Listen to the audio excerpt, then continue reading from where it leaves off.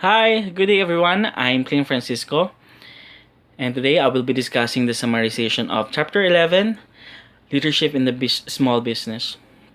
Okay, let's start. I'm sorry, apology for the noise distractions. There are constructions ongoing and there are children playing outside. So let's start. Do you know that you are a leader? If you know, what kind of leader are you? Do you know what is your style, your orientation? Yes, I know not everyone born to be a leader, but everyone can work at becoming an outstanding leader. So, come on, let's assess your leadership style. Leadership in the context of small business. I will be using these three people context and choose as an inspiration. According to Drucker, Peter Drucker believes management allows you to achieve your goals, but leadership is an art and it is necessary to determine what you want to achieve. Drucker 1986. Yes, it is important to understand the differences between management and leadership. The first one is presuppose the management of people and processes within the given conditions, whereas the latter requires the leaders to create a new context or the formation of new tasks. A leader gives the vision of future to managers and his manager tasks to implement that vision in business development. Leaders thinks about years to come while managers deals with the task on hand and try to manage it effectively. A leader sometimes sees the things which others deems unreal and not so implementable. According to Turbert, the leader who is able to exercise his power on the basis of reciprocity and is able to engage in the constant analysis of his actions can contribute to the sustainable development of an organization. An opponent, whether a business partner or a subordinate, is not an enemy invader, not a weak-willed creature, not the object of realizing desires or complexes, but a full participant in the process, who, just like you, is interested in a successful outcome. When this moment is realized, it becomes easier to get interest, to captivate, to convey the importance of the goal, and to achieve all the desired results. A good leader kept an eye on the course of business, and based on the feedback from his managers who set the direction of face of the business, a leader needs his manager to help him achieve the goals he sets from the business. But it is only possible if the leader is sharing the goals with his manager and the manager feel enthusiastic as the leader.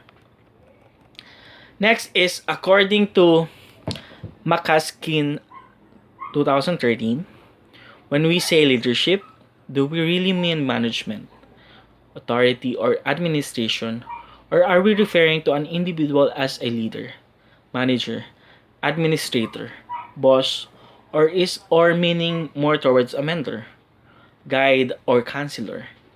Or are we referring more specifically to the actions of leaders, which we loosely define as leading for good or ill?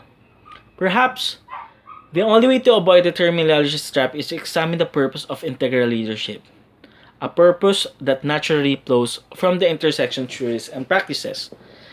McCaskey pays much attention to the integrated approach to leadership development. When looking for the main mistake, he points to the attitude towards leadership as a subjective and personified phenomenon. When a person who tries to develop leadership skills relies only on actions or state, integrated leadership implies focus on the results, the combination of several theories and methods, and the search for an optimal solution to the problem. Integrated leadership is perceived as a creative space, a space where different opportunities meet and interact. And in the end, such interaction leads to personal growth of all parties. Next, How to be a leader? How can I be a good leader? It's segmentation and division of work enough? Or appointing someone to do the task is the way to be a good leader? Okay. First, determine your leadership style. As an entrepreneur, you are the leader of your company and become a great leader. And to become a great leader, you have to look within yourself. Okay.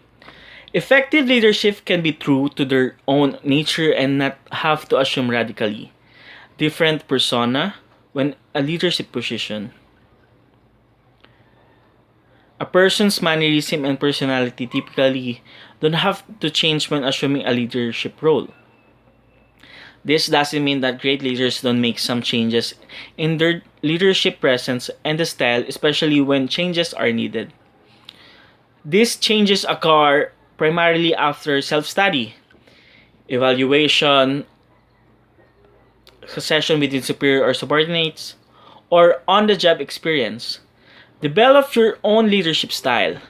Therefore, based upon your own set of beliefs and personality traits, as well as what you learn from studying leadership. Next is study theories of leadership. There are scores of leadership theories, models, and studies available for you to examine. If you choose, although developed primarily in 20th century by scholars, leadership ideas have existed at least since AD 100. Thanks to the great men and women and the curious have been able to analyze leaders on the basis of personality, situation, interactions with others, psychology, politics, humanism, and perception, and to name the few factors. So, what can you do when faced with this complexity of leadership information? Most leaders don't study many theories of leadership in detail. Some general knowledge, some general knowledge is helpful.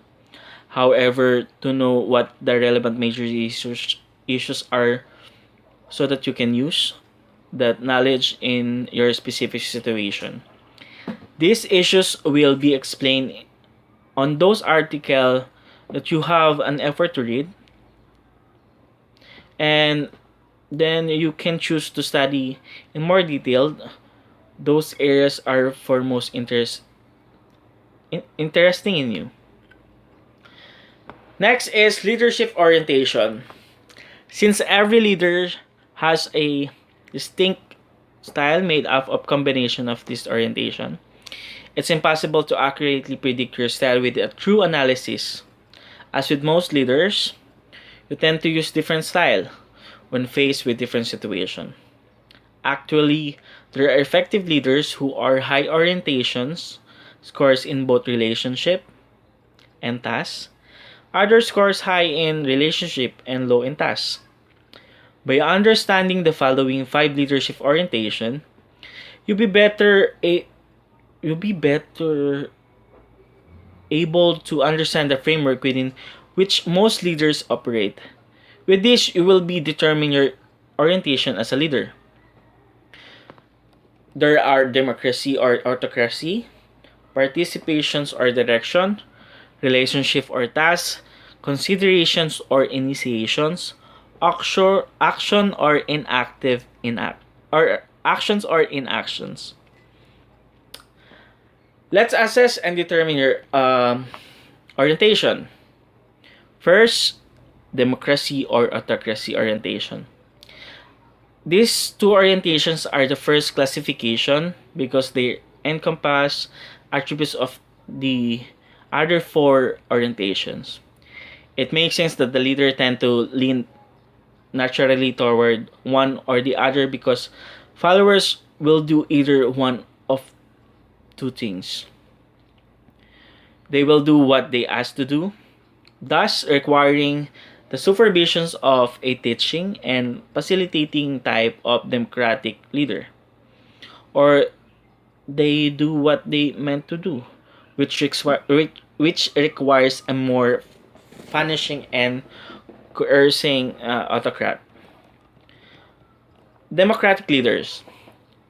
Ito ay nakatuon sa kanilang mga alagad dahil na darama nila na napakahalaga ng kapakanan ng kanilang koponan. Madalas silang maging madali silang lapitan, may kaugnay sa relasyon at iniisip ang damdamin ng iba. May gusto silang pamunuan ng kanilang mga kagrupo or ka-team sa pamamagitan ng pakikipagtulungan at sa kapangyarihan. Sila ay kumbinsido na ang gawain ay mas mahusay na ay mas maisa sa katuparan kung isa sa alang-alang nila ang kanilang mga subordinates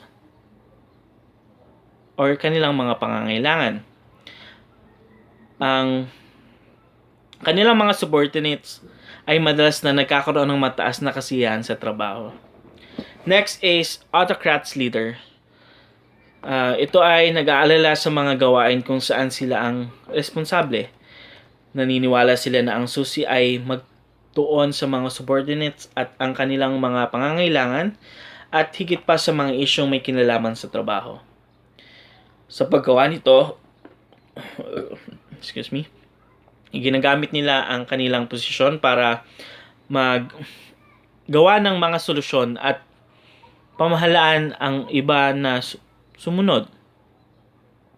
Ang ganitong uri ng leader ay karaniwang mas subordinates na may mababang antas ng trabahong kasiyahan kaysa sa demokratikong leader. Number 2 is participations or direction. Leadership can also be analyzed in terms of how much contribution the leader obtains from subordinates before solving a problem or making a decision. As previously discussed, most leaders are situational and they use both style on different occasions. First is participation. Ito ay maaring mangyari kapag ang leader ay maaring tatanggal ng kabuang responsibilidad para sa mga gawain o nagpapahintulot sa mga subordinate na makilahok sa paglutas ng problema at paggawa ng desisyon. Ang mas mahigpit na paraan ng pakikipaglahok ay ginagamit kapag tinatalakay ng isang leader ang gawain na may subordinates, ngunit sa huli ay gumagawa ng desisyon kung ano ang mga gagawin. Sa paggamit ng estilo ng pamumuno, hindi inaalis ng isang leader ang responsibilidad na magawa ang trabaho, ngunit nagbibigay ang subordinates ng otoridad na tumulong sa pagdating sa tamang desisyon na upang magawa ito ng tama.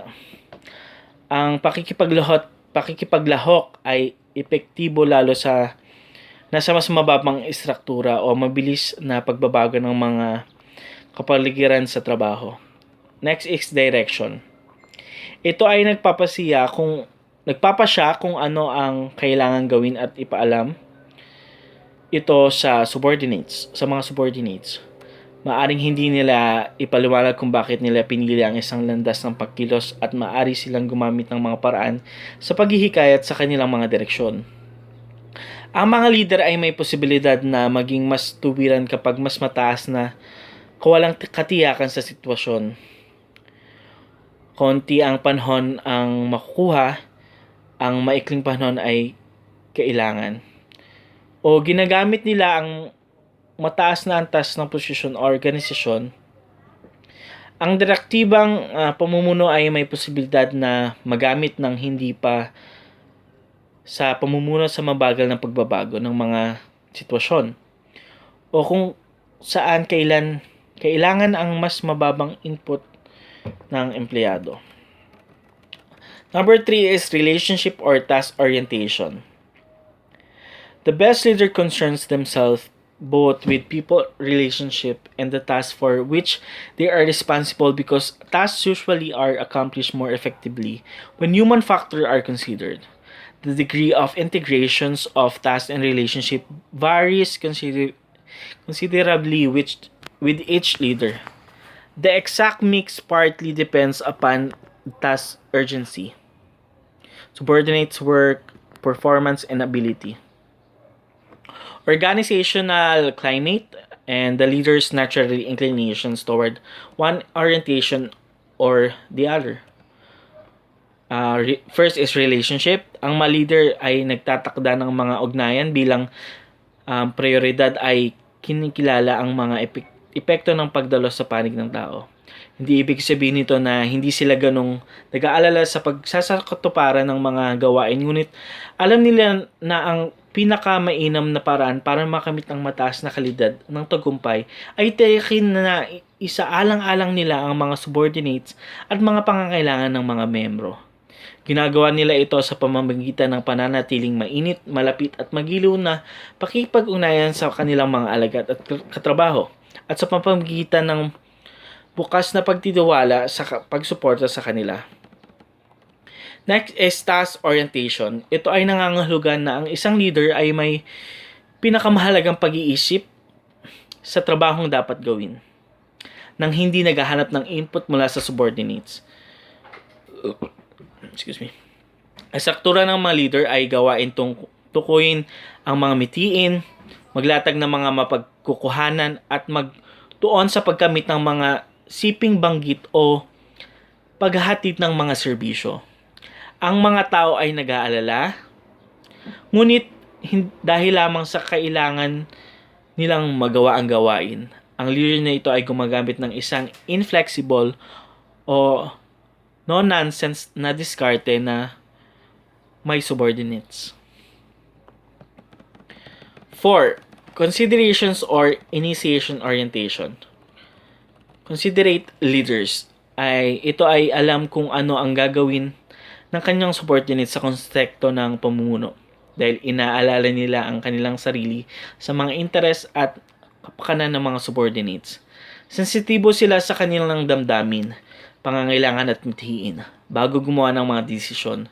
Humihingi sila ng mga mungkahi mula sa mga subordinates at isipin kung ano ang epekto ng mga desisyong ito sa koponan. Sa pamamagitan ng hayagang pagpupuri at pagwawasto ng mga subordinates, nagtatatag sila ng kapaligiran kung saan nagtitiwala ang mga tao, iginagalang at sinusunod ang mga ito. Initiation orientation. Ito ay tumutukoy sa kakayahan ng isang leader na simulan ang mga aktibidad at mag-organisa ng trabaho. Mas gusto ng matatag na mga inisyatibo na huwag hayaang lubusang instruktura ng grupo ang gawin nito o gumawa ng lahat ng desisyon or on-the-job decisions. Mas gusto nila hindi lamang alamin kung ano ang dapat gawin kung sino ang gagawa nito at paano nito gagawin. Number 5 are last is active and inactive leaders or actions or inaction leader. Itinatanag at ipinaalam ng mga active leader ang otoridad ng kanilang subordinates, responsibilidad at trabaho. Ang pagkakaroon ng kaalaman ito ng inaasahan sa kanila at ang paghihikayat na masagawa ng mabuti ang mga empleyado ay makakamtan ng otonomiya na karamihan sa kanila ay gumaganap. There are distinctions between actions and inactions by asking a subordinate to complete a task. For example, the leader is actively delegating an assignment, not avoiding taking actions. Next is, ang mga inactive leader ay hindi gaanong nakikibahagi sa kanilang gawain kaysa sa aktibong leader. Sa isang spectrum ng mga dahilan para sa gayon, di pagkakasunod-sunod, makikita nyo ang mga leader na sadyang nag-uumapaw sa kanilang mga responsibilidad at sa mga taong hindi gaanong aktibo kaysa kailangan nila. Ang mga hindi aktibong leader ay madalas tumutugon sa isang pang-araw-araw na hamon sa trabaho. matapos sabihin sa kanila ng isang tao ang tungkol dito.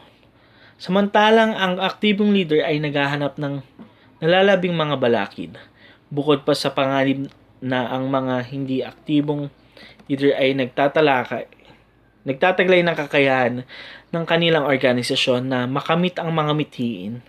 Ang mga leader mismo ay nanganganib na maghiwating na walang kabuluhan o hindi epektibo ng kanilang mga subordinates.